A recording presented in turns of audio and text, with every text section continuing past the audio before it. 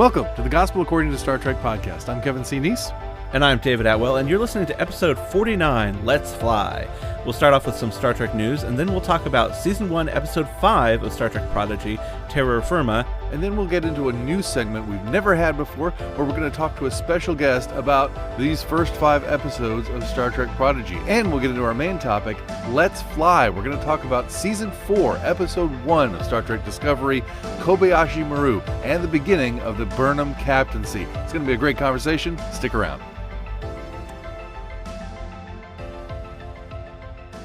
Well, David, welcome back. Thank you. I'm glad to be here and glad to have a voice. I know you were ill. I think last week, wasn't it? I was, yes. I believe your metaphor was a movie announcer frog. Yeah. Yeah. I mean, it was bad. I was not audible to myself, and I'm speaking from within my own head. So, wow. Yeah. I'm sorry about that. Well, I'm glad you're doing better. Thank you. And this is the first time you and I have co-hosted the show, just the two of us, since May. Wow. Was that the Cisco? Cisco's Yes. of Bajor? Yes. Yeah. Cisco's of Bajor. That was last season. One. Yeah. Yeah. It was a good one. I enjoyed it a lot. Oh, that makes me excited about this one. I think we're gonna, Yeah. It's cool. Well. Yeah. So, we'll have to do this more often, I guess. Yeah, for sure. So right up at the top of the show, though, I want to address our first bit of Star Trek news. Yes, because it is pertinent to anybody listening to this podcast right now outside of the United States, as I know many of our listeners are. Yes. Paramount Plus has made this brilliant marketing decision that 2 days before the premiere of Star Trek Discovery Season 4, they decided to tell everybody outside of North America, well, everybody outside of the United States, that they will not be getting Star Trek Discovery on Netflix as they had been watching it, but will have to wait to watch it on Paramount Plus. Right. Which is fine, except Paramount Plus is not available outside of the United States right now. And Paramount can't tell us when it's going to be available, except sometime in 2022. So people are now concerned that they're going to... this is terrible. Yeah. I mean, spoilers abound, right? Like, that's the thing. Everybody outside the United States is just they're going to know what the finale of Season 4 of Discovery is going to be before they've had a chance to watch the first episode. I think probably piracy is going to run rampant. I think that there's just it's not a great. I don't think it's a good look for them, and I can only assume that it comes down to some sort of contract negotiations that fell apart at the 11th hour, and all involved are probably not happy about the way that it turned out. But I don't know of a good way to spin that. Like there's just no positive to this. Well, there's a better way to spin it than they did. So their idea, and I don't know, I would hope with you that is the case. Sure. That everybody, top to bottom, is disappointed. I know everybody, because all the actors were surprised. Right. They found out just the same time as everybody else did. Mm-hmm. It's all over Twitter. But Paramount, when they put out their announcement, at least the one that I saw, it was, dear fans of Star Trek Discovery outside of the United States, we're happy to tell you that you're going to be able to enjoy Star Trek Discovery in 2022 on Paramount Plus, like it's a good thing. Right. That was exactly the wrong way to do it. Right. If it's true that they're sad about or they're upset about this and this wasn't how they planned it, that's what they need to say. And at the very least, they need to say, "Hey, we realize this is bad for you, and we're sorry." Yes. But nothing. Agreed. 110% agreed. Yeah. And in fact, there was a tweet today from Star Trek on Paramount Plus, and everybody was like expressing their sympathy for their social media person, because it was this picture of Riker hugging Picard, and it was like, we just want to say, to everybody, who's new to Star Trek or whatever it was, we would say you're welcome here, welcome to Star Trek, whatever. And everybody's like, yeah, unless you're outside the United States. Right. Like, oh, it was horrible. Like just a long string of people calling them out on that, and they haven't said a peep. And rightly so. I mean, that's the cardinal sin, I would say, of any social media strategy would be to just not address the elephant in the room. Yes. And I mean, I understand waiting until you have a finely crafted statement and that sort of thing. But if you're talking about not making your flagship series available to 90% of the world at launch, you need to pull some all-nighters and get that statement crafted so that you're not leaving people in the lurch. That's right. And so that they know something more than just sometime next year, because that could mean November, Well, and I heard people saying, right. I heard people today even fretting that it might be March, because people are saying, oh, great. So are you going to pull Picard from Amazon Prime now? Are you going to, am I going to get to see the premiere of Strange New Worlds? They don't even know. And nobody's telling them anything. Mm-hmm. And it's just horrible. Utterly horrible. I honestly feel like, there have been some bad stuff that the higher ups involved in Paramount or whatever is owning Star Trek at the moment have done. There have been some bad things that they've done. I think probably the most recent thing that left the bad taste in all the fans' mouths was when they put those draconian fan film rules in place and pretty much shut down most fan films. Right. Which was just horrible. But I would say that this is probably the worst thing that has been done to Star Trek fans by the higher-ups who own Star Trek since NBC canceled the original series. Wow.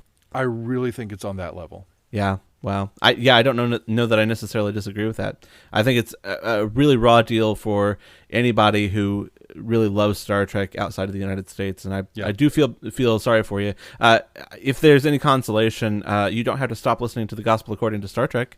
That's right. That's the main reason we wanted to put this up front in the show, because we want to let you know that we're going to keep, and I'm going to make this clear on all our social media and every place else, we're going to keep all of our Star Trek Discovery conversation to the Star Trek Discovery portion of the show. Every show for a long time, there's been a list in the episode description. You can see timestamps and when we talk about each thing.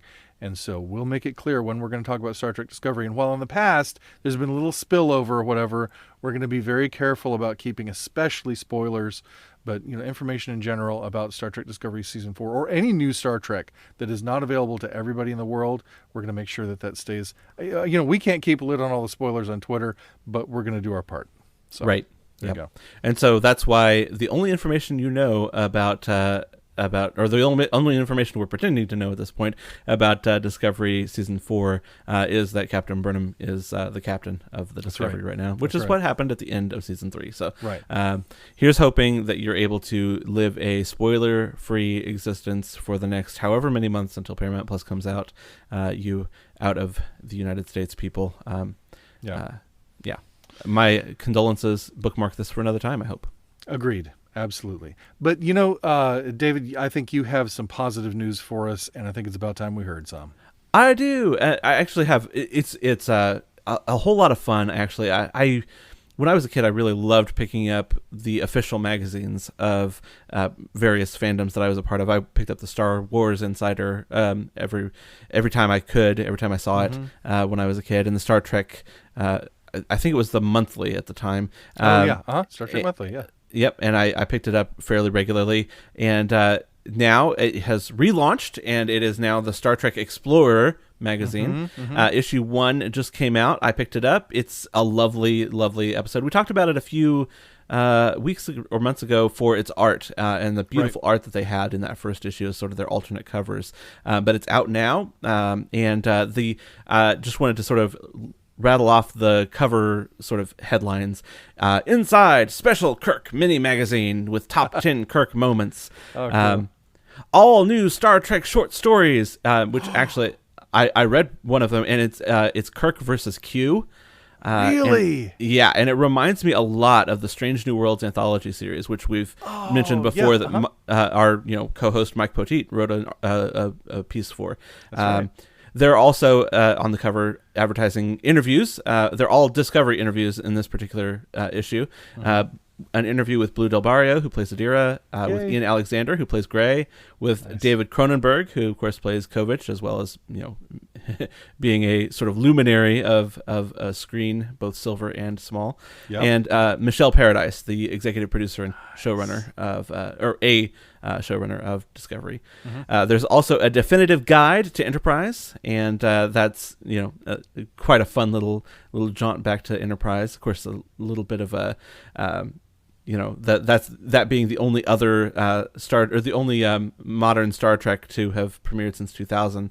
So that's a lot of fun to be able to sort of go back to that 20 years ago and feel what that life is like again.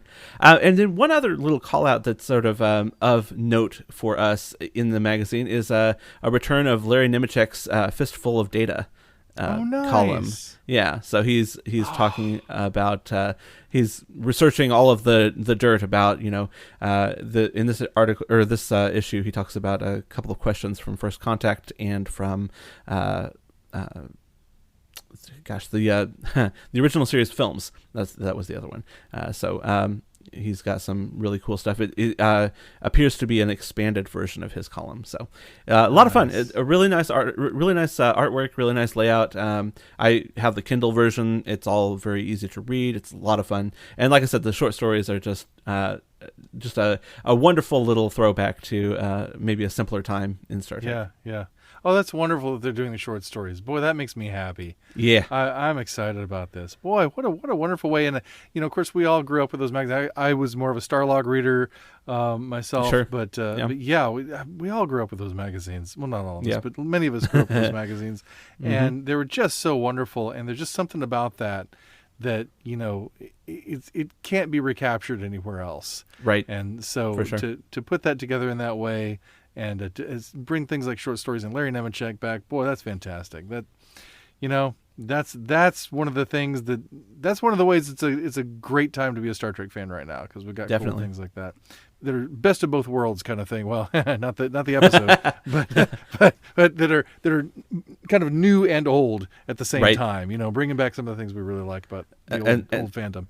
Speaking of new and old, Mike and Denise Okuda, sort of well known to most Star Trek fans, they have been honored with a Lifetime Achievement Award from the Art Directors Guild, which is well deserved. As you may or may not know, they're the people behind the Okudagrams, the little design flourishes on the doors and displays and every time you saw something on a computer screen for the 18 years of the Berman era, every time you saw something on a computer screen, every time you saw a schematic or a layout or graphic display, that was the Okudas. Of course, they did so much more with prop design and working with Rick Sternbach. And of course, Mike co-wrote with Rick Sternbach the Star Trek Next Generation technical manual and things like that.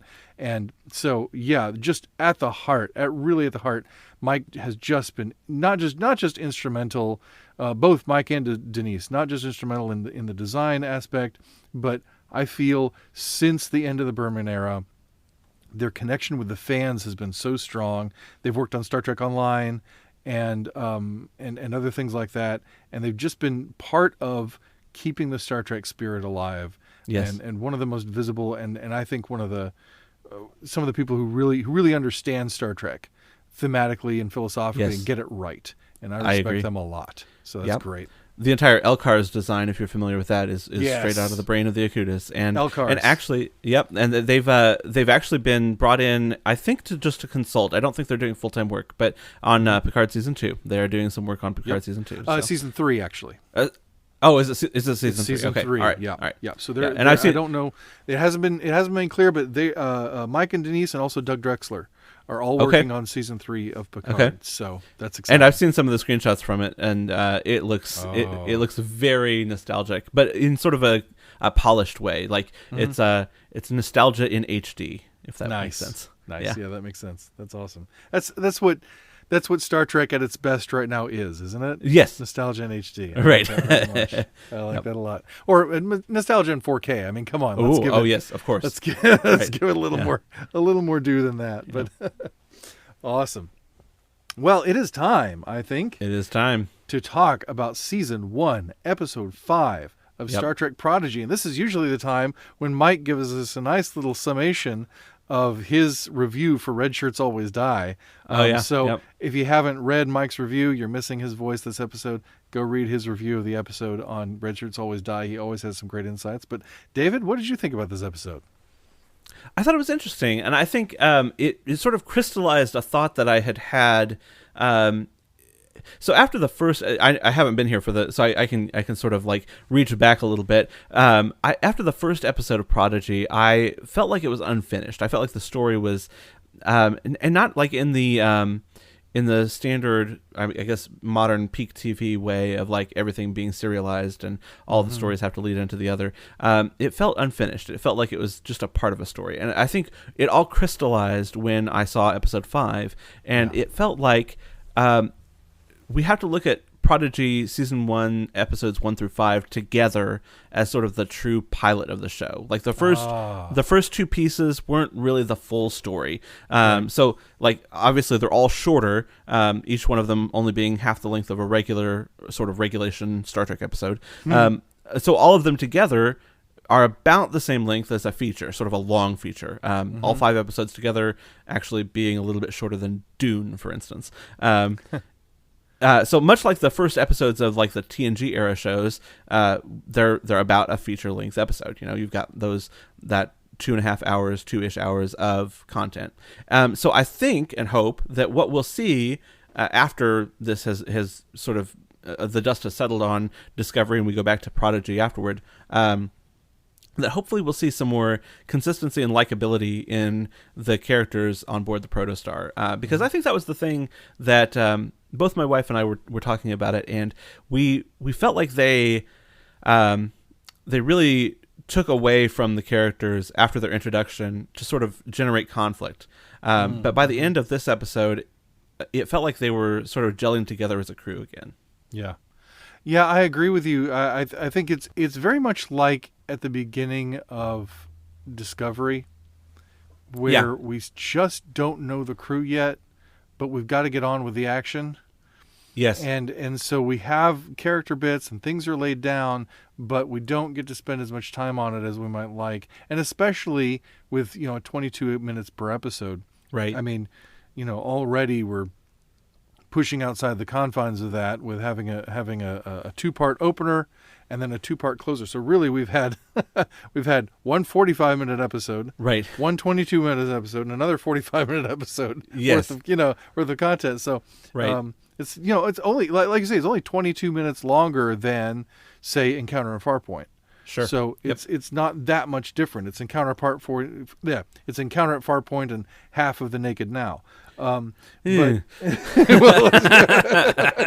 well, not only in time, only in running time. That's okay. Yeah. But let's go with Emissary and right. There you go. Emissary and whatever was after that. Right. Yeah. But that's a really interesting perspective, and I really like that, and I think that's quite true. I've heard from more than one person who said I wasn't really into Prodigy until episode 5. Yeah. Episode 5 was where it really got me, and I think a lot of that has to do with Gwen's character arc, and the way she comes to some not resolution, but makes a choice at the end of this episode that's so strong.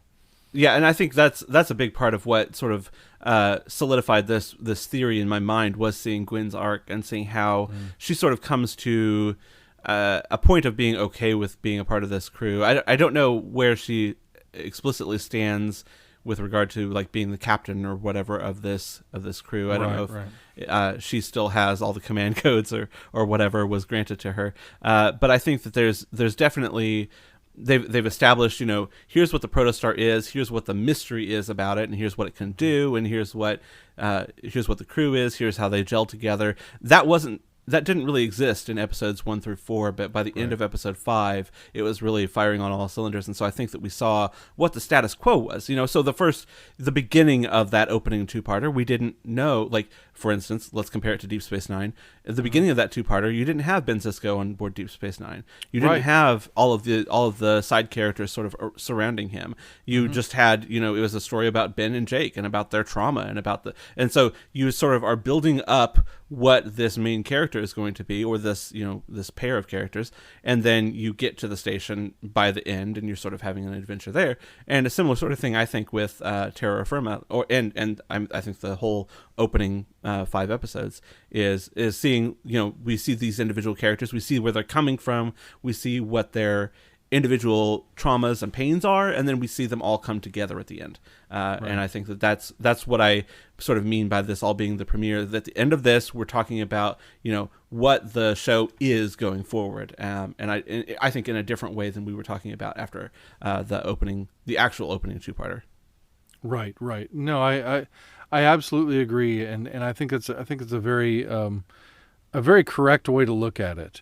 And it does feel like the opening of Deep Space Nine, or the opening of I was even thinking of Enterprise, with Archer gathering his crew and all that sort of thing. So it's.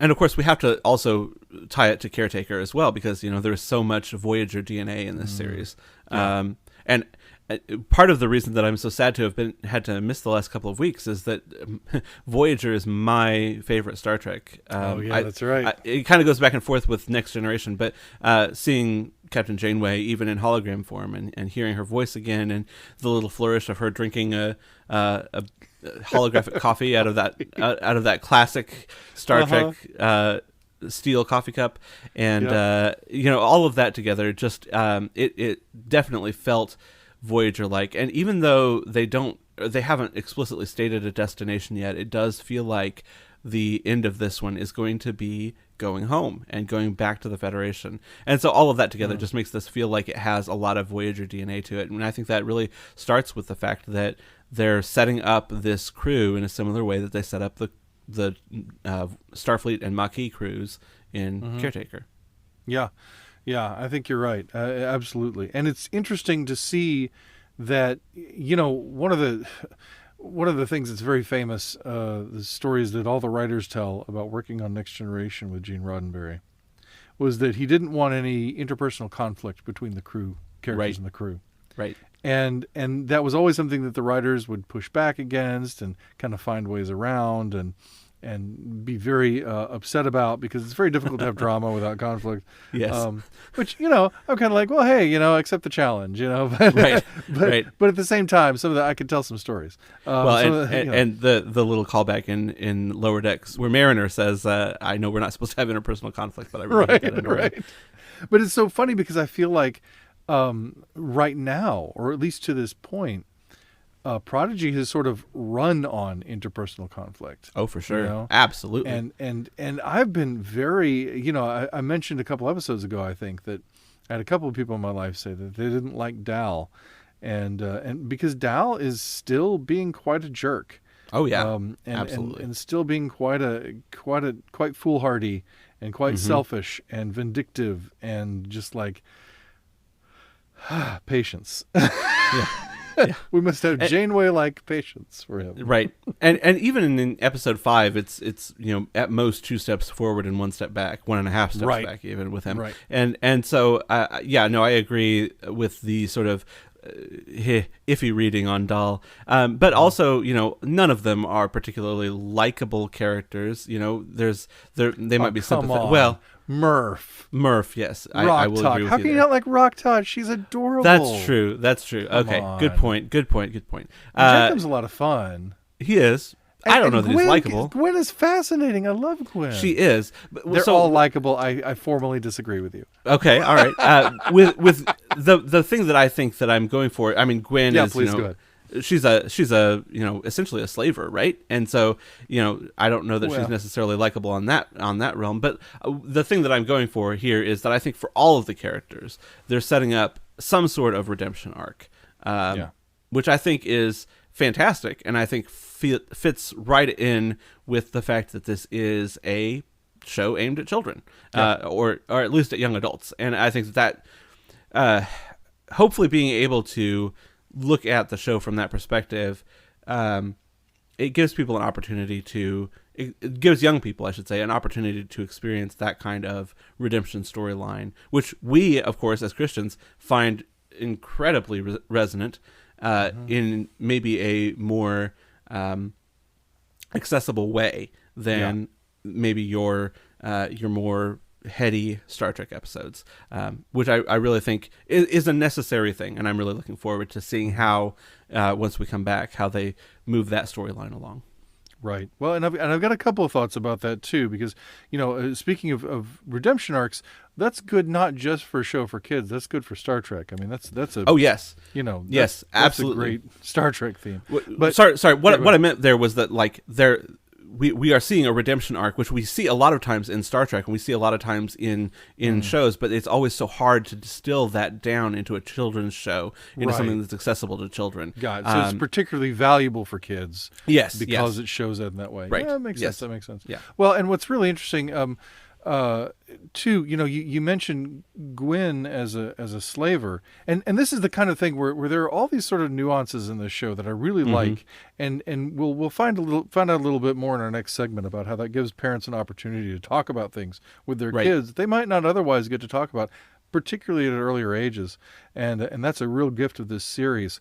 But you talk about Gwyn being a slaver, but boy, it's awfully more complicated than that, isn't it? Because the reason that she does the things she does, that she has only ever known that. She's been raised in this environment that teaches her that this is the right way to be, and you can tell by the way she deals with a little Cation girl.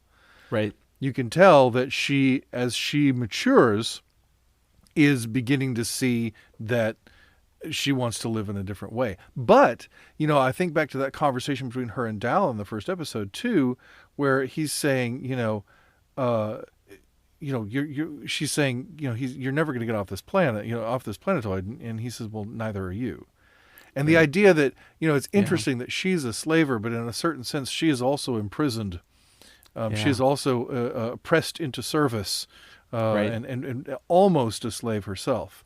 Certainly a slave to the system, and so in her conversation with Rock Talk, you almost was it episode 4 where she says, "Why didn't you save us?" And Gwyn doesn't really have an answer for that, and you almost see a little bit of sadness. And I think that significantly, that particular conversation significantly impacts her decision in episode 5 to really turn against. Obviously her father made the choice of the protostar over her. Yes. that would definitely be enough. But I think pushed that her over the edge. Right. I think that the conversation with Rock Talk already had her primed in that direction. Yeah, definitely. And I just think it's very interesting how we can start to see ways where we can see people who have done terrible things and realize that they may not necessarily be terrible people. That makes sense. Right. That they can be redeemed, they can be changed. Yeah, absolutely. And so I'm really interested in that theme in this series, especially because Mike and I talked about the idea of the Prodigy as potential, and as growth. We've talked several times about the fact that Brett Gray, who plays Dal, has said that if he had to sum up the series in one word, he'd say growth. And I think that's beautiful. I think that's one of the primary Star Trek themes, and of course has so much resonance for us from a theological perspective, because God is the gardener, and the tender of the garden, which is us, and so that's really going to be great to see how that theme continues throughout the series. Yeah, for sure. And not only that, but also the broken people coming together to becoming. I have to read this this piece out of Ruth Amsden's article, friend of the show. Yes. friend of you, she wrote, I cheered when Janeway showed up. The thought that this role model of my own coming of age would be playing a part in teaching my own children the ideals of Starfleet, of working together to form a gestalt, of assuming responsibility for one's crew and taking care of one another brought a lump to my throat.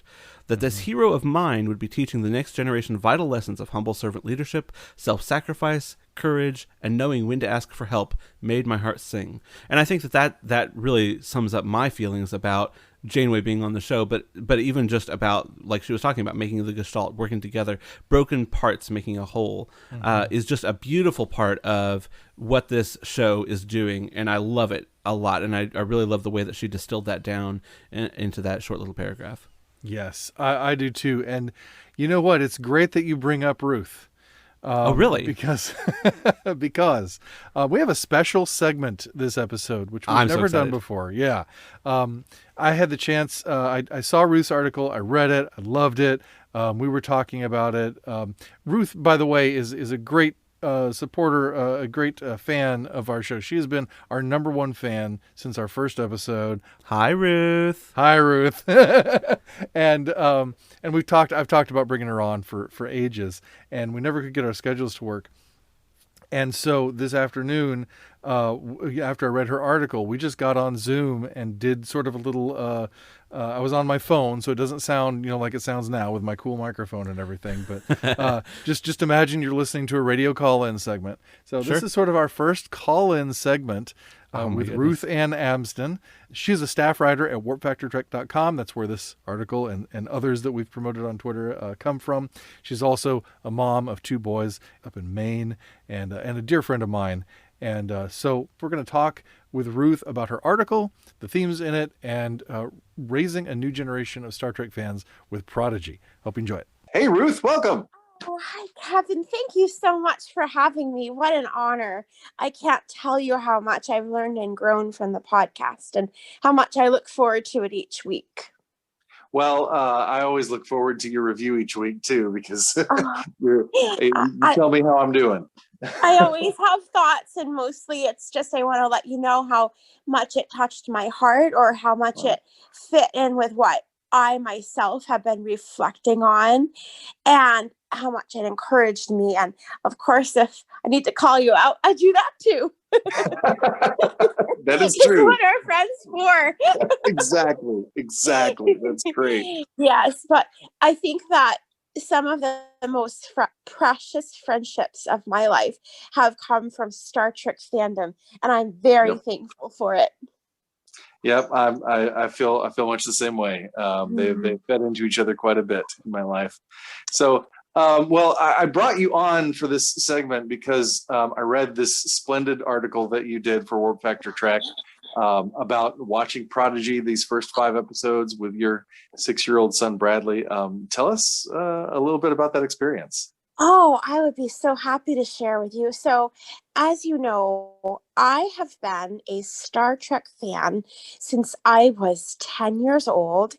I came to Star Trek through Deep Space Nine. I used to listen to the recorded episodes with my mom. My mom and I would buy the Star Trek novels and talk those over. So Star Trek has been a big thing in my life ever since I was a girl. And I mostly connect Star Trek with my mom. It was something special I had with my mom. And she and I were a fan club. And since now I'm a mom of 2 boys, I wanted to share that experience of sharing Star Trek with my children. But they're pretty little, Mark is 5 and Bradley is 6. And there's a lot in Star Trek, as you know, as a parent, that's really frightening or not quite age appropriate for those ages. And so I've been really careful what I expose my children to. And I'm especially feeling like there's a trend in modern Star Trek to be maybe pushing the limits a little bit. So there's a lot of things in modern Star Trek that I'm not comfortable, of course, not age appropriate. So when I first got the news that there was going to be a Star Trek show for children, I was so happy. I thought, oh, this is something that I can share with my children, like my mom shared Star Trek with me. And so the more I heard about Prodigy, the more hope I had, the more excitement I had for it. And then when I heard that Captain Janeway was going to be coming back to the franchise and was going to be in Prodigy, my nerd heart just overflowed with joy because you see Captain Janeway has always been such a role model to me as a strong and yet vulnerable female leader and captain, that I thought, who better to teach my kids, the basic ideals of Starfleet than my childhood hero. And Yeah. even more so now that I'm a single mom, Captain Janeway has become a great role model for me. And so you can imagine how excited I was. Oh yeah. So there's a lot of anticipation, a lot of counting the months, counting the weeks, counting the days until Prodigy. And I will say that when we first got the opening sequence, oh my goodness, my nerd heart Oh, absolutely melted. That was isn't it such the a best? wonderful day, wasn't it? It still gets to me. Like the opening of I Prodigy, I was just know. watching it yesterday with my son. I was watching Mhm. episodes 4 and 5 because he'd missed an episode, and Right. both times. I mean, I even on my own, just whenever I see that opening, it's just so exciting and so moving every single time. I love it. Absolutely. Which brings me to another thought that I wanted to share. Um, so very, very much part of the experience of first falling in love with Deep Space Nine with my mom, first falling in love with The Next Generation also with my mom, was the music, right? The Yes. theme songs. To this day, when I hear those themes, it brings back the way I felt when I Mhm. was first falling in love with Star Trek. And it encapsulates the excitement, the childish perception of Trek, and the Mhm. way it's still just as relevant to my life today and as magical to me as an adult Yeah. as it was when I was a child. And what I've thought so often about Prodigy is that I hope the Prodigy theme music will have the same effect on Bradley that the Deep Space Nine and TNG themes had on me, because Yeah. it's absolutely irreplaceable. The magic of that music and the memories that are encapsulated in that music. So I've just gone off on a tangent as a music nerd as well as a You are exactly. We sci-fi do that nerd. all the time. I can't, I and fit right in. I've actually had to edit out of the show several times of Mike and I just going way off I about love film that. music. So yeah, no, I totally get it. I But it's love that. true. It's true, and it's such a very important component to the So show. And is. we've talked a lot about the music in Star Trek lately. Um, Tell us about when you really got the sense that Bradley was engaging. Oh, I'd love to. So first of all, though, I wanted to share, I think this was a very common concern for a lot of parents. So Mhm. I watched the first couple episodes on my own because I wanted to make sure that it was indeed, appropriate for a 6-year-old, because I was thinking Yep. it's probably more focused toward 9, 10 preteens, right? Right. So I watched it myself and I fell in love with it. I said, this is exactly what I was hoping that Prodigy would be. And like Hmm. my nerd heart was overflowing, but I was thinking, this is a bit dark and gritty, and Hmm. parts of this could be terrifying to Bradley. So I had that concern, right? I thought, oh, Right. maybe I'm going to need to wait a year or two to introduce this to Bradley, because he's sensitive. He's a sensitive kid. Yep. But I thought, well, let's try it. What the approach that I took was, I'll try it with him. He'll watch it sitting on my lap in mommy's arms, holding mommy's hand. And we're going to talk everything over as he sees it. And I'm going to constantly check in with him, see how he's doing, see how he's feeling. You know, I'm saying, oh, Bradley, is this too scary? Are you okay with this? Right? And like open it up for him to be asking me questions throughout. And I did that and he loved it. He loved it. And he wasn't scared. Yeah, that's good. It was amazing. You worry about those things. I mean, I had the same thing with my son, of course, when he was younger, more than now. But you know, I had those same concerns, and you have to know your kid, and you have to think about your kid. But even at that, about knowing your kid. Oh yeah, but even at that, they can surprise you.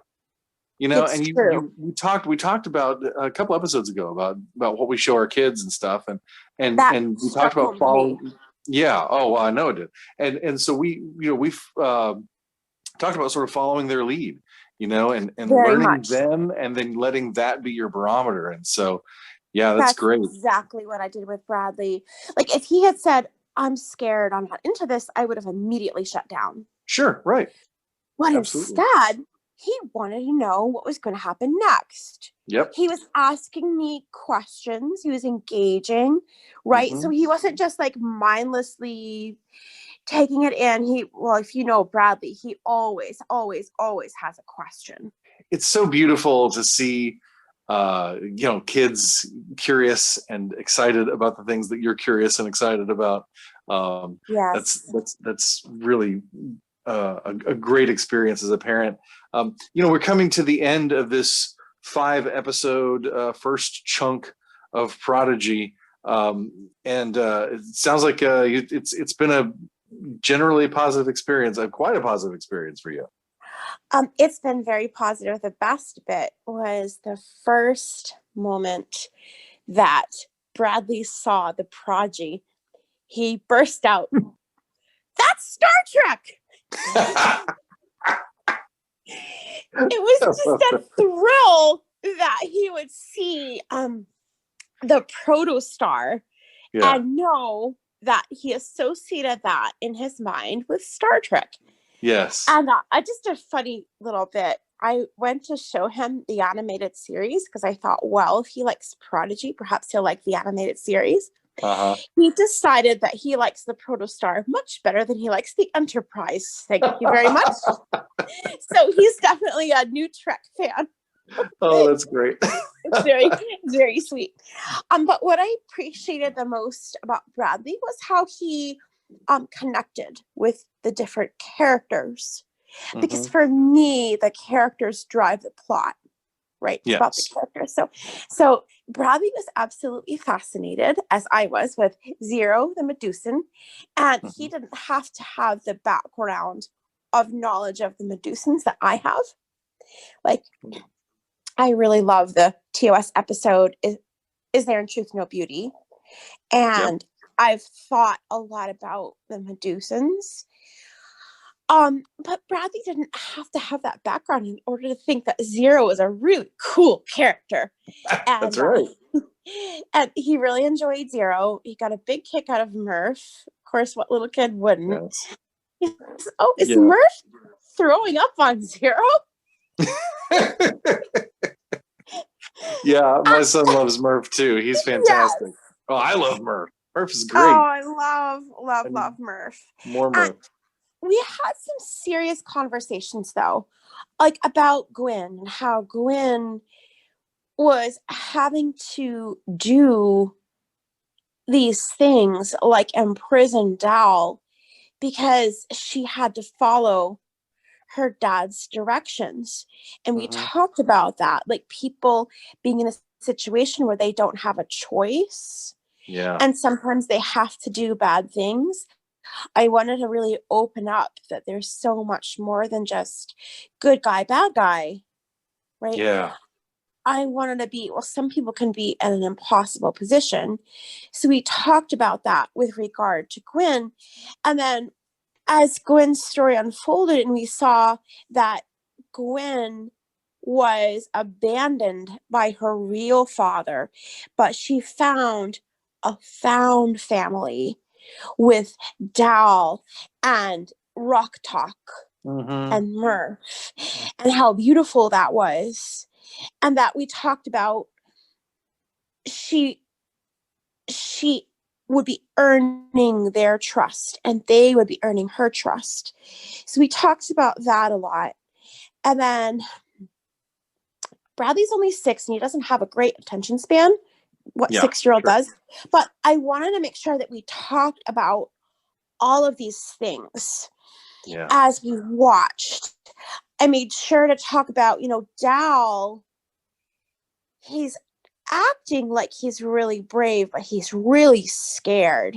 So I wanted Bradley to have that ability to judge a character and say, yeah, he's saying all this stuff, but look here, he really doesn't know what to do.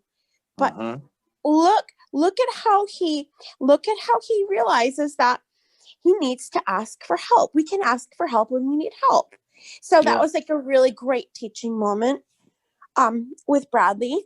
And then with Rock Talk, a really great teaching moment was, somebody can look scary and dangerous on the outside, but on the inside, they can be really gentle, really caring, really shy and scared and uncertain. And we talked about that, how, it's good to know what people are like on the inside rather than just judging by what they look like on the outside. That's right. It was beautiful.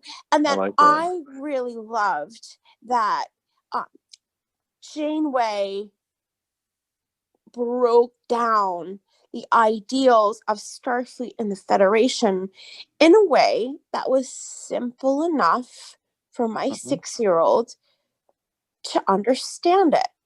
Yep. And I really appreciated that. Now, grant me this, I think he's a lot more excited about Jenko Pug, the Tellarite, and his, I thought I was going to get away from you dum-dums. And the runabout with the hold on to your butt handles.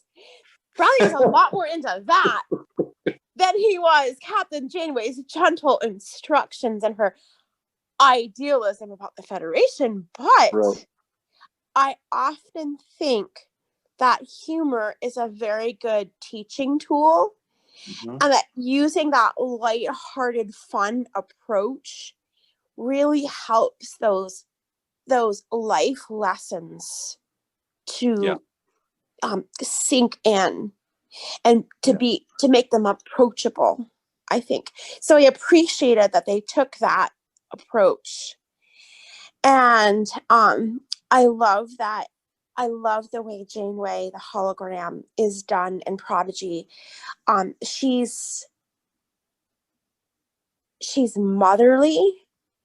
She's leading by letting them lead. Figure stuff out. Yeah. Yes, it's a bit of a, I would say, a bit of a Montessori approach about being a bit hands off with them and letting them come to her. She'll give a suggestion, but she's not taking over. And it made me think that's really the approach that I'm taking parenting them, is the approach that Janeway is taking as their instructor.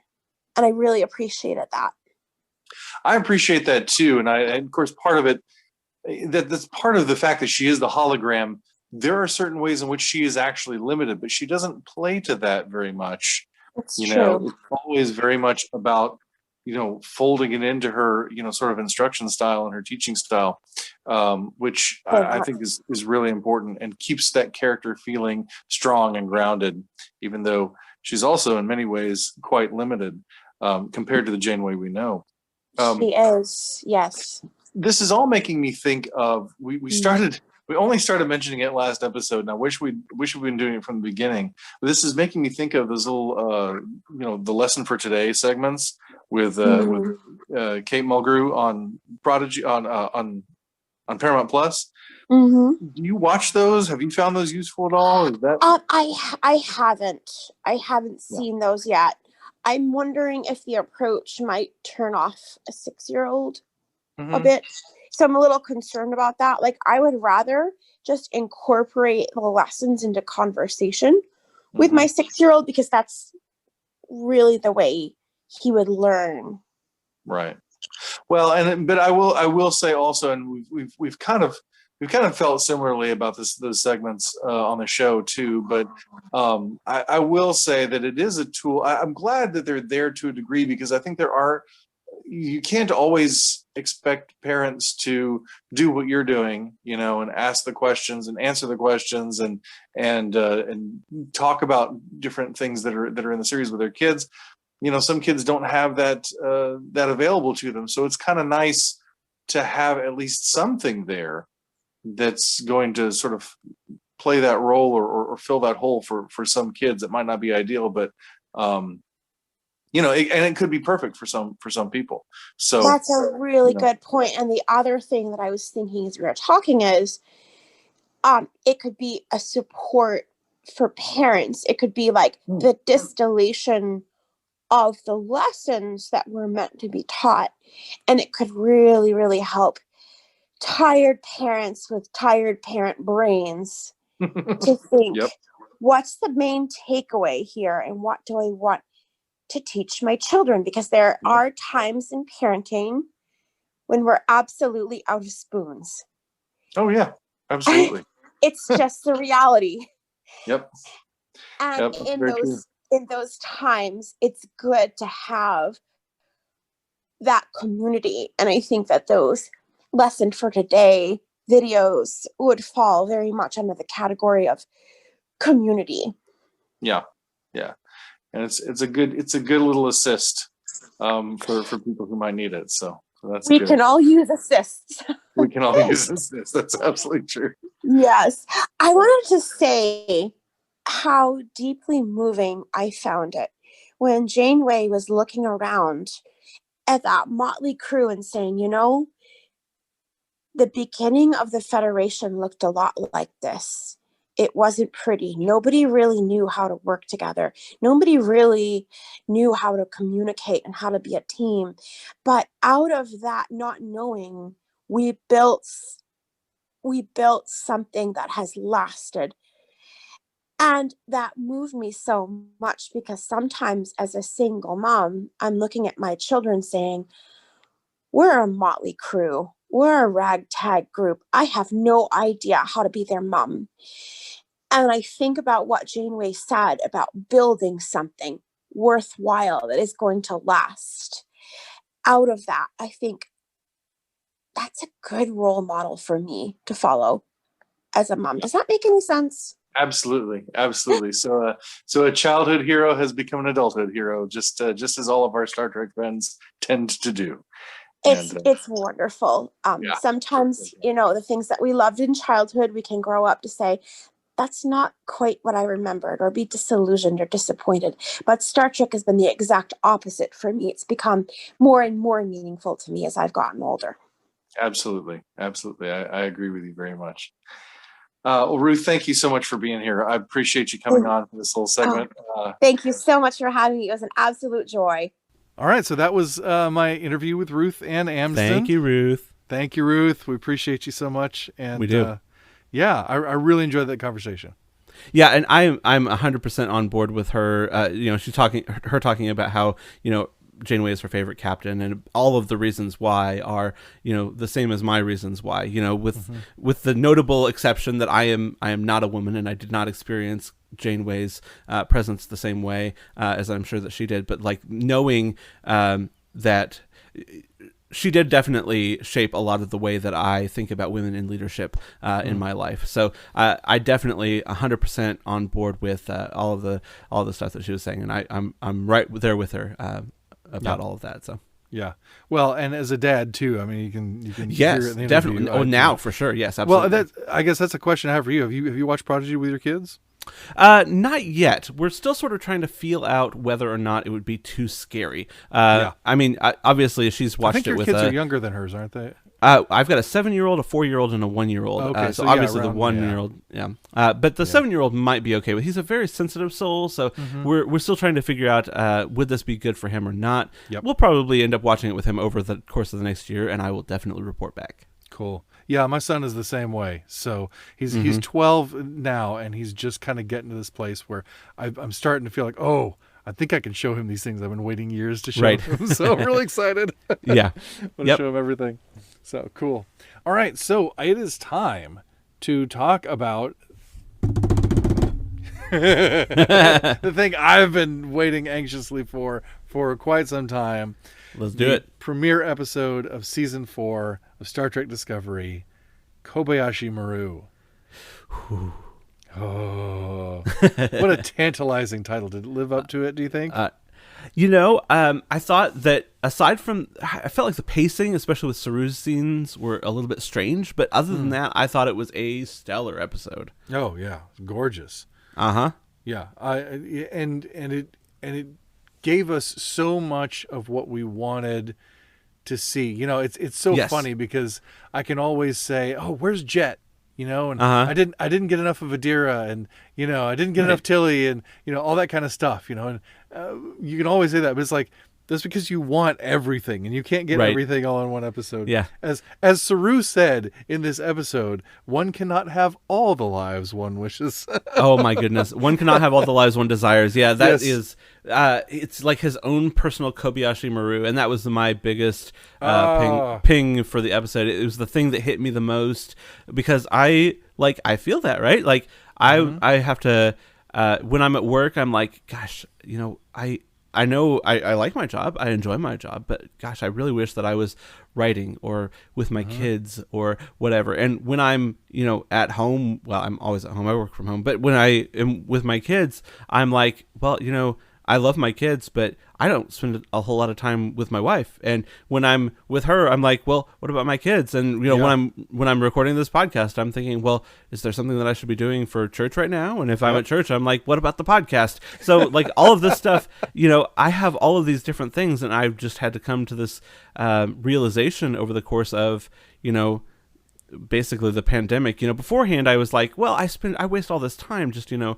being out and about and going back and forth to work and, you know, my commute and all that sort of thing. Well, that all has been taken away from me, and I just have had to come to the realization that one cannot have all the lives one desires. And and I mean, as sort of silly as it might sound, that really hit me because gosh, I have a lot of different lives that I desire. I want to do a lot of different things.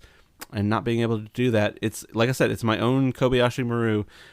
It's a no-win scenario. There is no, you know, the nice thing about it is that because it's no win, it's also no lose. There's no way to lose that particular scenario. The only way to lose is not to play. So, but it was really sort of cathartic to hear him say that and to realize, you know, that longing that he has to be on Discovery and also to be present on Kaminar with his people. This, you know, this sort of wondrous new world for him. You know, it is this the equivalent of us returning to Earth if we, you know, grew up in the age of sail and returning to Earth, you know, now. This world of wonder, you know, all of these, the Ba'ula are part of the council along with the Kelpians, like what, how is that possible? You know, all of the, and, you know, technological advancement and everything, the world is wondrous in ways that you cannot imagine. He wants to be present for that, but, you know, also the Federation, Discovery is going out and rebuilding the Federation, which is this thing that he has built, devoted his life to, literally. He gave up his life on Kaminar for this, and he has given this has given up even that life then for a life 700 years in the future, and now they're getting to rebuild that life in a way that sort of upholds the values that he really deeply believes in and really deeply desires. And so he really wants to be a part of both worlds, to be with his newfound friend and also to be with this crew that he has forged a family with. Gosh, that that hit me hard, to know that there is a way of, I don't know that I've ever seen an issue that I'm currently struggling with so perfectly portrayed on screen as that. Oh wow. I don't know why that is. I don't know why that one hit me so hard, but it just did. And maybe that's a curse I'm facing, just because I'm living in such luxury and such blessed wealth that's the sort of thing I can think about. But it really did hit me, and I really did love him encapsulating it so well, because I really could go along with that ride with him, for that ride with him. Yeah, right. Well, and I connected with that as well, certainly. Because gosh, if I could, I'd have like 3 podcasts and, and write books, and that'd be all. And one day, I hope to get there, but sure, I'm not there yet. But I really appreciated Sukal's response to that, because Saru says, one cannot have all the lives one desires. A choice is always necessary, and Sukal talks to him a little bit about being able to sort of take care of both things at the same time, and he says balance is possible, is it not? Right. And that's really true, and I think that's quite an ethic of our times. That's quite a human problem, but I think there's so many people who are changing their careers, and I was even talking with my son just the other day about how even in his grandparents' generation, they were less likely to take one job when they were 18 and stick with it until they retired, and have that as their one career. Even they were less likely than their parents to. And in my generation, I think one of the hallmarks of the sort of postmodern era, the Generation X expansion, all that was the concept that people who were coming up in my generation were more likely to have maybe 4 and 5 careers, not just jobs, in their lifetimes. Yeah. And I was telling him, you're not locked into whatever you choose to do next. You've got options, and you can, kind of build your own future. And that was very encouraging to him to know that. But it's also true that with all those options and with all those new ways of working and new ways of living, we do have to find that balance in new ways, and perhaps more frequently than other generations have, or at least in a way that feels more intense to us. So I related to that well. Yeah, and I'm a millennial, so like we're my generation is, generally speaking, doing jobs, not careers. Gig economy and all that. Well, I am too. I mean, I'm on the bleeding edge of being a millennial. So yeah. So all of this, it resonates deeply, because we are living many different lives. We are living lots of different lives, not all at once. Obviously, we can only live one life at a time. But even Saru, he has lived multiple different lives. He lived his life on the Shinjo, and then he had the completely different life aboard Discovery, and now he has a life in the distant future from his perspective, or his previous perspective rather, and all of that. Those are different lives. He got to live different lives, but not all of the ones that he desires. Vastly different lives, but not the ones he desires. Right. Not all the ones he desires, I should say. And that is the same for us. We may take 5 different jobs in our first 5 years out of college. We may end up being, in a dozen different hobbies. We may end up living 18 lives before we turn 40.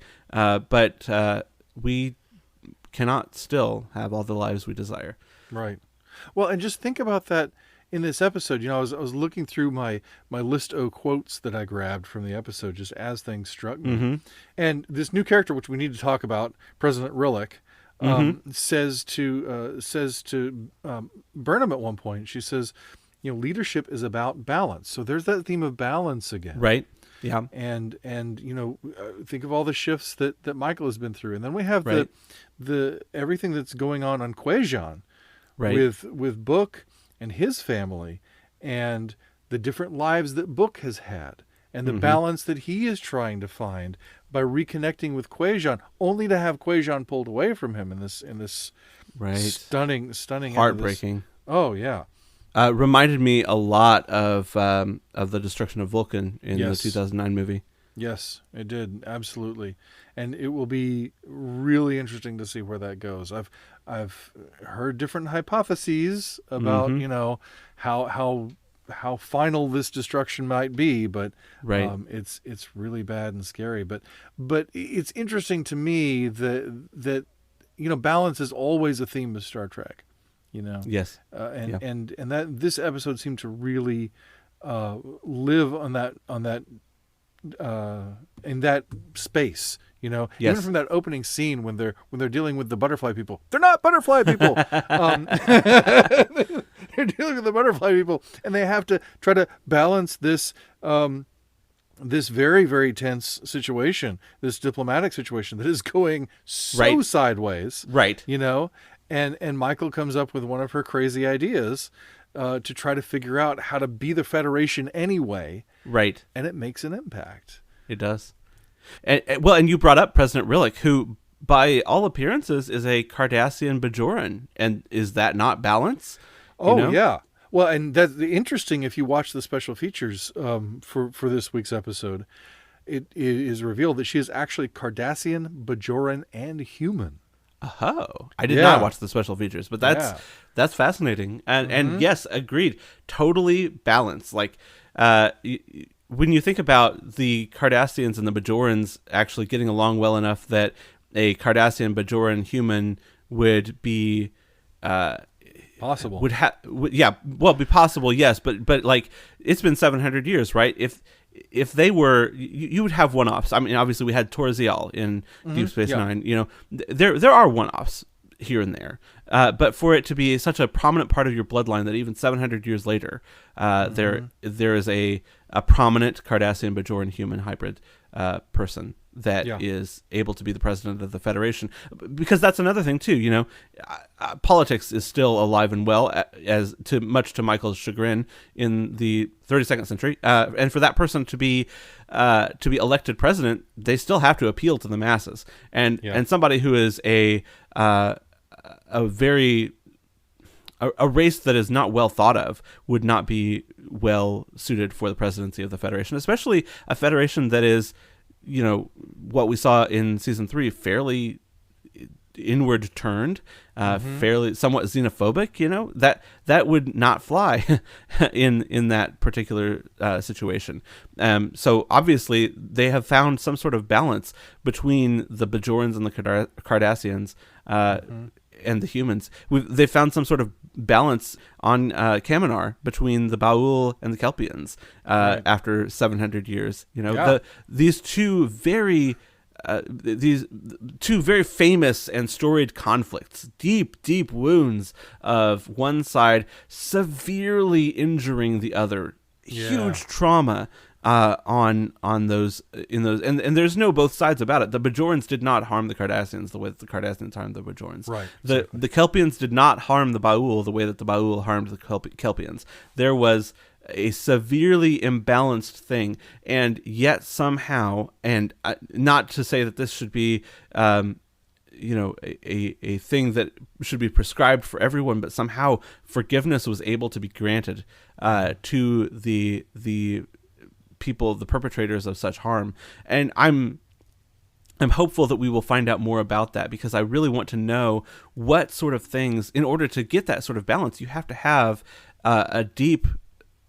some deep apologies, some deep levels of healing happen that will cost, I think, the forgiver and the forgiven greatly. And I hope to hear more about that. Maybe I don't know that we'll necessarily hear about it in Discovery, because it's sort of a mile a minute kind of show, but I hope that we hear about it somewhere in a book or in another episode or another series or something, because I really would like to know how did those very disparate different groups go about healing those deep wounds. Even, I mean, yes, it was 700 years, but even still, 700 years is not that long a time. Right. Yeah, that's really impressive and amazing, and to see, I think, particularly in our current context, you talked about curling inward. That reminded me of what Saru said. Mm-hmm. He was talking about that isolationist mentality, and he referred to it as curling inward like a dead leaf. Yes. Yep. And I thought, wow, what a beautiful, beautiful picture of what that really is like. That it really is, something that is alive, blossoms, it opens up, and when you're talking about plants, blossoms and opens up, and curling in on ourselves like a dead leaf. Boy, I found that a really beautiful picture, and I found his illustration of Kaminar is home. If you are only thinking of Kaminar. But here is the context within which Kaminar exists. Right. Here's the context in which our home is. Right. Yeah. Yep. We orbit a sun that is not even just our own. We share it with 6 other planets in our solar system, a system which is one of many in a shared galaxy. Beyond our galaxy, space. Yeah. In truth, we are on an island together. Yes. Yes. But we are not. But not disconnected in the sense, in the truth of our actual lives, not disconnected from other people. And I mean, that's true on our very planet. Right. We may like to think that we can just sort of isolate ourselves in our own little sphere. And I know Christian culture has done this in many different ways over the centuries, and in some very, very harmful ways. Yes. It's almost never not harmful. Right. even a monastery, will reach out to the community with hospitality and education and prayer and blessing and all those kinds of things, and looking out for the poor. So, even when you live in some form of isolation, I think the Christian view is to understand that you cannot be separate from your neighbor, that you truly are not. There are ways in which other people across the world affect your life, that you don't even recognize or realize necessarily. And, I used to say I have a relationship with everyone who does not park next to me. because and the terms of our relationship is they don't park next to me and I don't park next to them. But someday they might park next to me. Yeah. Yeah. And if they do, and they park too close, I'm going to have trouble opening my door. And all of a sudden, our relationship has changed. But we had a relationship before that affected us by our, so even when we're not interacting with each other, there's a way in which we shape each other's existence. Yes. Just by leaving each other alone. I mean, isolation all by itself can profoundly affect the human psychology and the human soul. And you mentioned his analogy there at the end, and I think I agree. I think it's a beautiful analogy, but he frames it as a question. I think it's more of a warning. Yes. If we do not honor our interconnection, we will curl inward like a leaf pulled from its tree. And let me say too, as we talked earlier in the show about God being a gardener, I think that's beautiful. That the movement of the divine. Right, the movement of the Spirit of God within humanity is a movement toward life and flourishing. Yes. And anything that moves against that life and flourishing is moving against the movement of the Spirit of God, in that general revelation, that broad salvation sort of sense that God is at work in all of human history, including Star Trek. And so we really have that choice between flourishing and dying. Yes. And we have to, we talk a lot in Christian circles about dying to yourself or sacrificing yourself. I think it's sacrificing your own selfishness. Right. Is what that really is. Is killing your own selfishness, your own desire to die so that you can live. Yeah, and I think that level of empathy is sort of emblematic of Saru as a person. I love, by the way, that they call him Great Elder in the council. It was wonderful. Because it makes sense. He's 700 and that's right, some odd years old, but also he was the first Kelpian to undergo Vaharai, survive Vaharai, and continue. So maybe there's even legends about him. Who knows? Saru is like the founder of this new form of Kelpian. He has taught them. There's a great song by Switchfoot and book by Charlie Peacock. Check them out, called "A New Way to Be Human," talking about the sort of the recrafting of our humanity that Christ creates within us. And boy, Saru has created a new way to be Kelpian, right? I mean, he's literally saved his race. So yeah, he's right. He's he an introduced them for to. sure. He's a progenitor. Yeah, for sure. He introduced them to what the Ba'ul were and what they took from them, and yeah, he basically started a whole. You're absolutely right. I hadn't even considered that. He is the beginning of their modern race almost. Yeah, their whole new way of being. Yeah, and understanding, learning again who they are. Really, also, right. It's rescuing what had been lost, and so often our renewal it comes in that way. You mentioned the Switchfoot song, and I was just I think that it's nothing we've ever been. Like, I think that's yes. totally right on brand with that. Yes. It's nothing we've ever been. It's what we were supposed to be. That's right. Well, as another Switchfoot song says, we were meant to live for so much more. Yeah. Right. So I'm glad that we share like cultural touchstones that we didn't even know about beforehand. Well, I owe it to Dr. Noggle. Oh, okay. It was his favorite band. It was nice. His favorite band. Nice. Yeah. So. There you well, go. We can't just talk about Saru though. No, we can't, and we can't just talk about Switchfoot. We got to talk about Captain Burnham. I mean, let's fly. Yep. Let's fly indeed. Oh my goodness! First of all, I've got to say that jacket that she's wearing on the away mission at the beginning of this episode is possibly the best, at least the best away mission uniform in Star Trek history. One of the best uniforms ever done in Star Trek. Not to reduce it to fashion just right out of the gate, but I got to make sure that's mentioned because that was. And I don't think that necessarily it's reducing anything because like between the last scene of season 3 and the first 10 minutes of Kobayashi Maru, I think she does go through like 4 different costume changes. Yeah. Right. So she's got the one uniform that was sort of a one-off, the gray uniform with the red stripe, and then she's got this action jacket that she wears, and then she's got the all red uniform, and then she's got her dress uniform as well. Right. All of that aside, I thought that her characterization as sort of taking her rightful place as captain of the Discovery and being in charge and being the captain on the bridge and all of that, I thought that was fantastic. I thought her relationship with Book was really compelling and really interesting.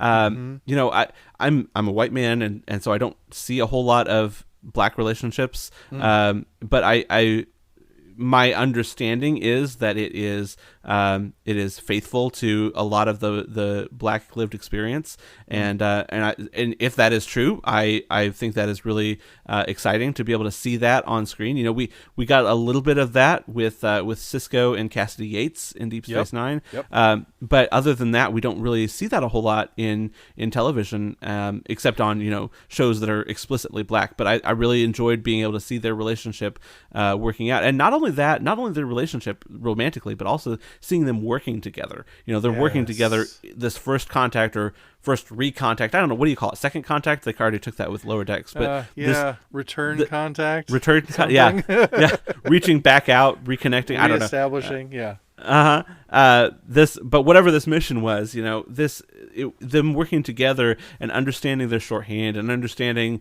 what sort of stupid ideas they were both going to come up with, and both knowing each other's abilities and capabilities and realizing what they were both going to do, and both simultaneously saying she's a queen, which is questionably wise, and especially in that particular situation, but still, all of it felt very, I don't know, real in a way that a lot of relationships in Star Trek don't. Yeah, I agree with you. I think it's great to see, and I think Deep Space Nine, I think, was where we really started to see. We see bits and pieces of it all over, that really casual but really deep connection that people can have with one another. Yes. It's harder to illustrate in an episodic television. Yes. But True. Moments like this, there's so many more naturalistic moments as acting styles have become increasingly naturalistic, as writing has become increasingly character focused. It's just really caused Star Trek to flourish in a lot of beautiful ways. Yeah, their connection is just fantastic, and those two characters together are magical and beautiful, and I loved that they were there for each other, in every way. Right. He for her at the beginning and her for him at the end. Yeah, absolutely. And I think that too really really speaks a lot.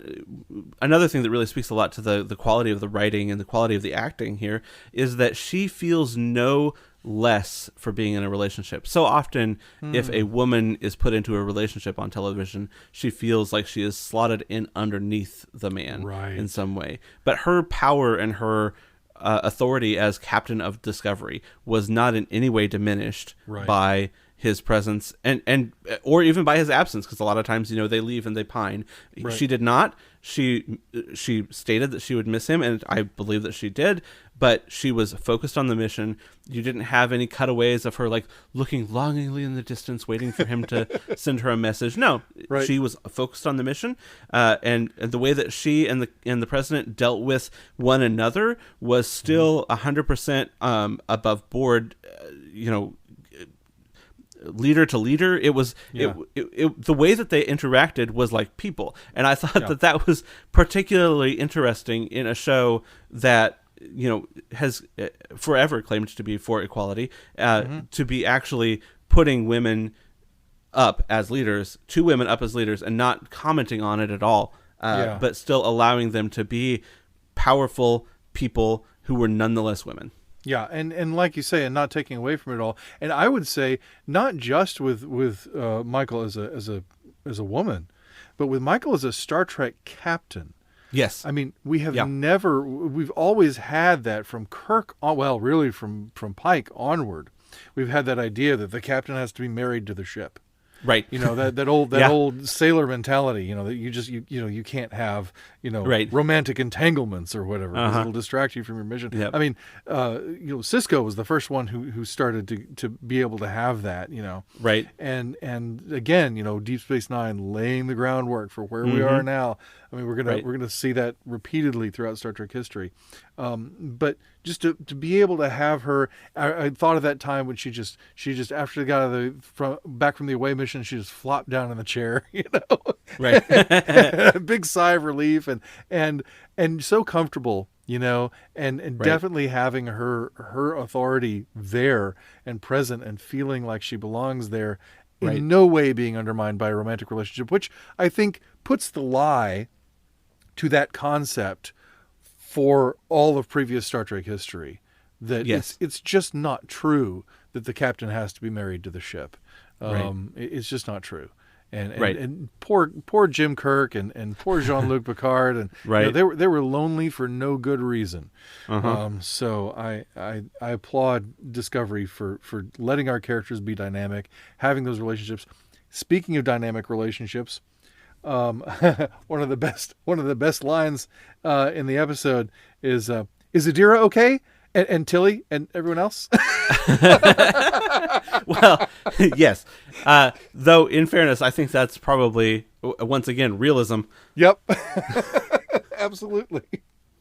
I mean, certainly if I was Paul and Adira was my kid, I would phrase it the same way. Right. Yes, exactly. It's really interesting. I feel like, we felt like that relationship was a little bit rushed into existence in season 3. Yes. Unfortunately, even though it's beautiful and so well done, and you want it to exist, so you don't kind of care, on a certain level. But it's just so great to see that, and to see Adira being nerdy and excited and a little awkward and just great, and brilliant and doing what they do so well. I love. Well, my great affection for Adira and for Blue Del Barrio. So, right, yes, oh, of course, and frankly, since mid season 3, I guess, for Paul Stamets as well. I love all these people. I thought he was maybe a little bit too prickly in season 1, but I think that once we actually got to know who he was a little bit more, I found him. I still find him a very compelling character.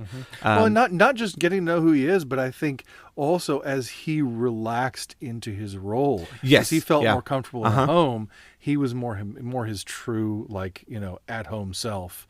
Where he can show his humor and his charm and all that, and his compassion and all that sort of thing. So, yeah, he didn't have his guard up. I will say also, just speaking of going back to Captain Burnham and just the way that she interacts with her crew, I thought was really, it was interesting how she seemed to have a distinct relationship with everybody on the bridge. Yes. The way that she was giving out commands to, for instance, Detmer and Owosakun, in the middle of this crisis, and she's being able to talk to them all individually. She knows her crew well. She knows how they work well. And we only see her interacting with Tilly briefly, but before, in previous seasons, that was the only person that she had that sort of connection with, and now it seems like it has expanded out. She has that with the whole crew. Yeah. And I thought that was really lovely to see the way that she can be a captain, and she's her own kind of captain. She's no less effective, no less powerful, no less strong, but she's a different kind of captain than Janeway or Sisko or Picard or Kirk or Archer. Yep. She is her own captain. She is doing this thing her way, and I think that that's a really impressive way of characterizing her in making her her own captain, but not losing any of the power that she can sort of have as a character played by Sonequa Martin Green. Yeah. Well, and not just the power of, what we normally think of forceful power. Yes, but yeah, but I absolutely. think what you're referring to when she has those relationships with all the crew members is relational power. Yes. And I feel like that, to me, harkens very much back to Picard. Mm-hmm. That reminds me very much of his command style, that he understood each of his people, individually, and had his own rapport with each of them as things went on. And that's very much true. And you also, because, and this is true really uniquely in Discovery, not just of Michael, but of Sylvia or anybody else who's in an authority position, they have all sort of risen up from within the ranks of the people who are there. Yes. Because they've lost, their captain that they had originally, because they've had shakeups, because they've been through so much. And so people have been promoted and all this sort of stuff, that gives a rootedness to their connection with the rest of the crew. It's like when Rillick offers Burnham the promotion, or not the promotion, but the job on the Voyager. Right. She says, Discovery is my home. I wouldn't have accepted anyway. Right. Right. And that's very much true. We talk a lot about found family in Star Trek, and boy, I think Discovery takes that to a whole new level. Yeah, for sure. I had looked at the list of the command crew aboard the Discovery on Memory Alpha, and I was struck by the fact that there's only one position that has not had any turnover. I guess two, since the beginning, and that is the tactical officer. Reese has been the tactical officer since the beginning, and I guess also Spore Drive Navigator. Okay, fine, but like all of the rest of them, every other single person on the command crew, there's been some sort of turnover, and the person who is or advancement, right? That's the thing. Like the person who is the senior in that position now has been on the show for a while. Yeah. Yeah, and I think that's pretty fun. That really speaks a lot to this, like you were saying, found family. And gosh, isn't that a really really powerful image to be able to see these people not only doing their job and doing it well, but doing it well in a way that gets them noticed, gets them understood by their captain, and really honestly it brings them even closer together to be able to solve impossible problems.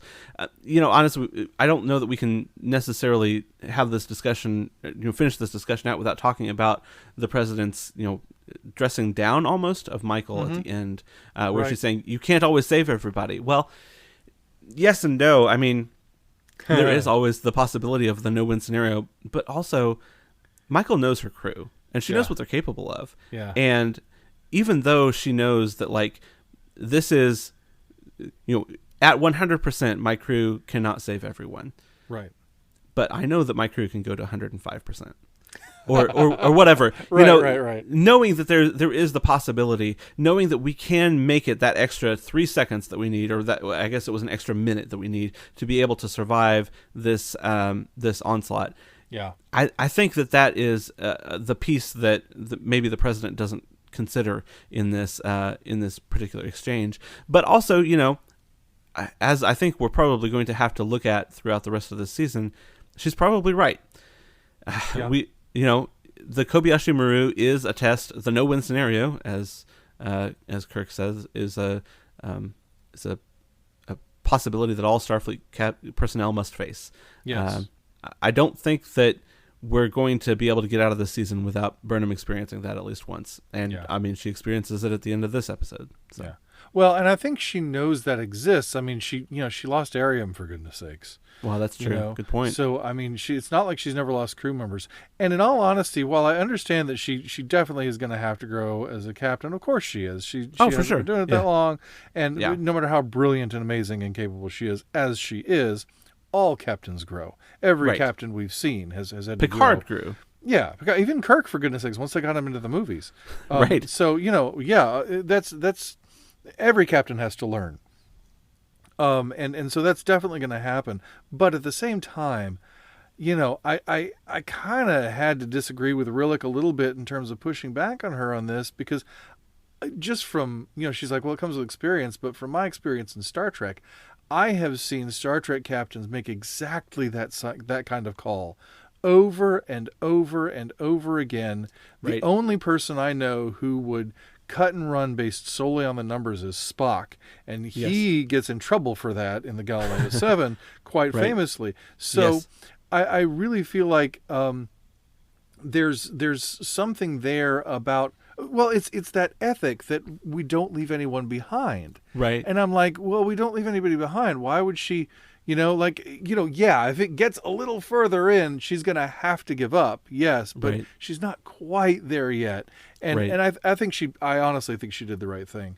I agree. Well, and I think the episode is priming us to think that. And let's be honest, this is a television show. Obviously, our heroes are going to be heroic. So that's probably why we see this happen over and over and over again. Right. But even just within the fiction, like, this is a thing that has happened over and over and over again. It's happened. Burnham herself has done this multiple times. Absolutely. Faced the no-win scenario and come out on top. So Saru has probably made a call very similar. I'm sure we could find a place where he's done that. Yeah. I mean, there's always that sort of beating the odds moment where you just kind of say, I think we can do it anyway. And it works because, we have writers. But we have writers too. We have a writer. That's we have true. An author and perfecter of our faith, Kevin. That's true. We have an author and okay. You're not wrong. You're not wrong at all. I know you're being a little bit jokey. Well, about no, it, but God works all things together for good for those who love Him and are called according to His purpose. I do think that idea that the thing does work out. Yes. Number one, it plays to our need for hope, which is how we survive. It's how we make it through.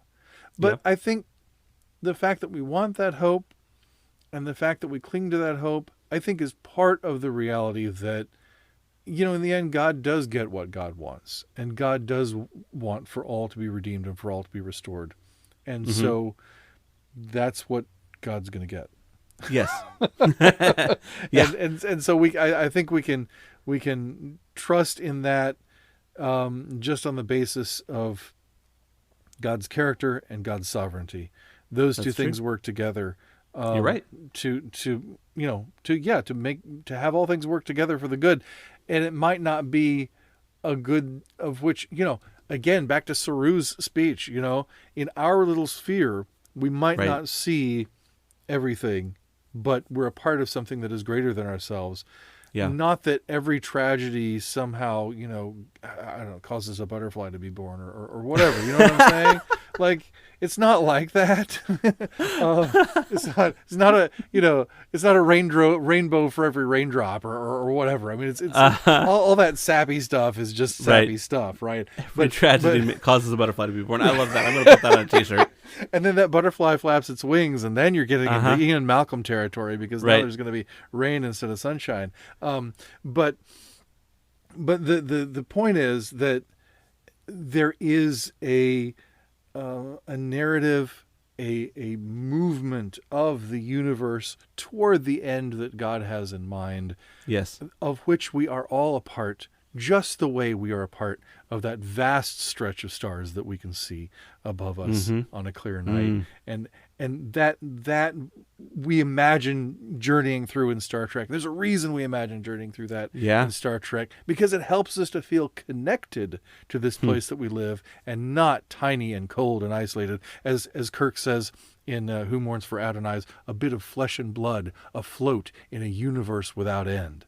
And so I hope we can recognize that while we can say, yeah, these are conventions and these are writers and we want a happy ending and all that kind of stuff, and that's all true, even those mundane sort of simple things are rooted in something important for us as human beings. That's why we tell stories, and that's why we make Star Trek. So absolutely, yeah. What did you think about the Archer space dock and the playing of Archer's theme? That was the best. I thought it was beautiful. Best. I teared up a little bit.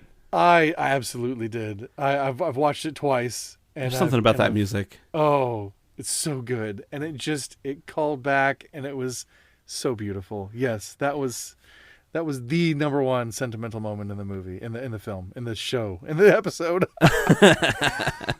You're choked up. So on one hand, I recognize, okay, yes, this is naked fan service. Like there's no denying this is just here for the people who watched Enterprise, and not only watched Enterprise, but watched it on DVD or on streaming services to be able to hear that end credits music, which I guess it played during the show, but like more. Like I recognize it from that end credits roll, but it still kind of worked for me, and it fit within the episode. And like, yes, we want this new generation of Starfleet and of the Federation, and I think that it really fit in really nicely with the fact that they're rebuilding the Federation, just like Archer was doing, building the Federation in the first place. Thought it was pretty lovely, gorgeous, and it just reminds me that. This is such a great time. It's such a great time to be a Star Trek fan, not just because of all the Star Trek we have available to us, but because of the place we are in our relationship with everything that's come before, and especially the place we are narratively with Discovery, because in so many ways we're getting to see it all be born again. Yeah, for sure. And gosh, there again is a theme that resonates with Christian theology, doesn't it? Yeah, for sure. I mean, definitely. Mm-hmm. So renewal, new life, not just new life. We seek out new life and new civilizations, but we don't just seek out new life out there. We also find new life within ourselves. Yeah. And that's beautiful. I love it. I'm excited to see the Federation rebuilt. I do kind of wonder where they were getting Starfleet officers if they didn't have Starfleet Academy, though. Well, they were probably that's good. That's true. But they were probably they did have officers, and they were probably reconnecting with people on other worlds who were Federation officers or who or whatever. Well, I meant for like the last 100 years, though. Is right. Do we have like 150-year-old ensigns on the ships right now? Here's what I think. I think we're looking at a Federation that is moving out of a hunkered down space where they have to cobble together what they have. Yeah, that's true. So they don't have a formal academy because a lot of things aren't especially formal. They're kind of in not damage control. They're in survival mode. Yeah. Recovery mode, even. Yeah, and recovery mode. Yeah, so they don't have a lot of the systems in place that they would otherwise, because they don't have a lot of people to start with. They have whoever's left in their area. Right. And one can imagine that other places in the galaxy, there are pockets, just like we have here at Starfleet headquarters, that have kept things up. And so now that's where we're getting new officers now from. And so now it's time to start, all right, now we're going to start functioning like we would normally again, right? And start making Starfleet Academy. I think that makes sense. And maybe that's the message that the showrunners are trying to send us. That like, hey, it's been a long time since we've had regular Star Trek, but we're starting to function like that again. Yep. Yep. I'm excited for it. That's right. I am too. I'm loving it. And just to bring it back to fashion, because that is the most important thing. Yes. I love that the new dress uniforms look like priest collars. The collars of the dress uniforms look like priest collars. So that just made me happy right there. Yeah. I hadn't even noticed, but you're right. There you go. All right. Well, this has been a fascinating discussion. I'm sure we could talk another hour or two about this. This is wonderful. Well, hey, we've done extended episodes before, but it's just so great to be back to disco. I love Prodigy. I love Lower Decks, but I've been talking with friends, and Discovery is really home. It's really Star Trek Central right now. Yes. And it's tantamount to going back to the Enterprise D or something like that. So it does kind of feel like that. Yeah, it just So it's great to be back. The stories and everything is so rich in Discovery, because we've had 3 seasons to get here, and so I'm excited about it. I love it. So Kevin, I hear you have a special announcement to make. I do indeed. Would you like to hear it? After these messages. We'll be right back. All right, so the announcement is we are recording this episode just prior to Thanksgiving. It's going to come out just prior to Thanksgiving, but the first Sunday after Thanksgiving of this year, December 28th, 2021, I'm going to be starting my second Advent series. Joy to the world. So if you were around last year, you know that around this time, I started doing these short pieces on Sundays, on the 4 Sundays of Advent, and it's just me, and runs roughly 15-20 minutes. It's just a short meditation to try to help us all prepare our hearts as we move into Christmas.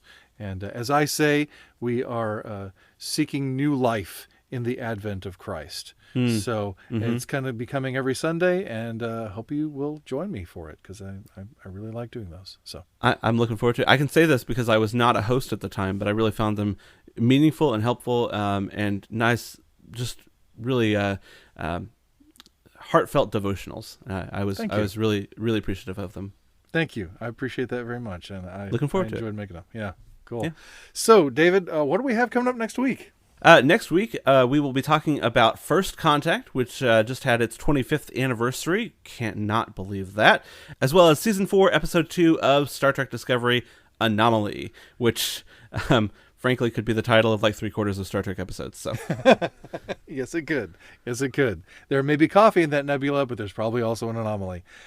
So that's good. Awesome. Well, I'm looking forward to that, and I hope everyone at home will join us. And in the meantime, please like, share, rate, comment, and subscribe wherever you can do that. Also, send us your questions. We really need them. You can find us at Gospel Trek Pod on both Twitter and Instagram, or The Gospel According to Star Trek on Facebook. You can also email us at gospeltrekpodcast@gmail.com. We would love to discuss your question on the show. you can also support the show by using the support button on anchor.fm/GATST, or by going to our Patreon, patreon.com/gospeltrekpodcast. You can support the show, help us make good content, and get some cool perks as well. And that's going to wrap it up for this edition of the Gospel According to Star Trek podcast. Thank you so much for being here. And until next time, I'm David Atwell. And I'm Kevin C. Neese. And as Jesus said in John 10:10, live long and prosper.